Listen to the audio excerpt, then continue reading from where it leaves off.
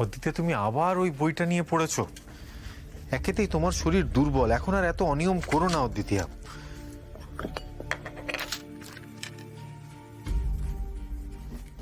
এই যে, এই নাও ধরো, এই ওষুধগুলো খাও আর নিবে শুয়ে পড়ো। আমার ঘুম আসছে না জিজি।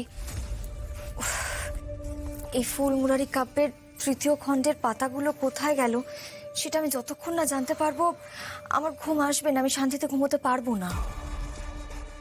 অদ্বিতীয়া, এই বইটা নিয়ে না তুমি অলরেডি অনেক বাড়াবাড়ি করে ফেলেছো। এই নাও, এই ওষুধগুলো খাও। এতে কড়ারুজে সিডেটিভ আছে, আর অ্যান্টিবায়োটিক গুলোও খাও, দেখবে ঘুম চলে আসবে। নাও। আরে বাবা, এইভাবে বাড়াবাড়ি করো না বললে তো আর বাড়াবাড়ি থামিয়ে দেওয়া যায় না জিজি। আমার কাছে তো এই বইতে যা লেখা আছে সেটা শুধুমাত্র একটা গল্প কথা নয়। আমি তো তোমাকে বলছি, এই পাতাগুলো না উদ্ধার করা অব্দি আমার অস্থিরতা কমবে না।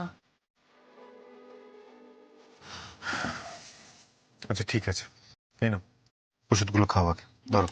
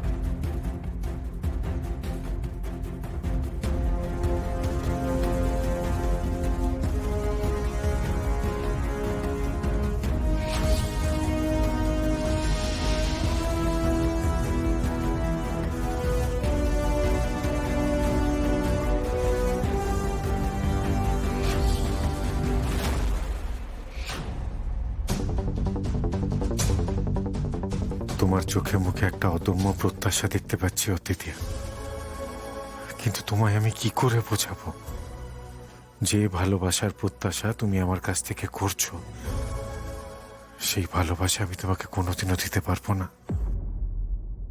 অথচ তোমার কাছ থেকে দূরে থাকার কোনো রাস্তাও তো আমি খুঁজে পাচ্ছি না।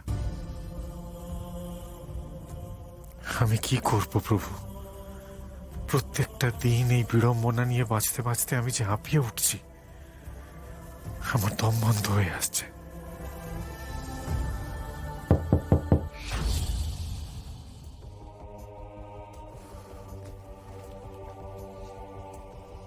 এত রাতে এখন কে?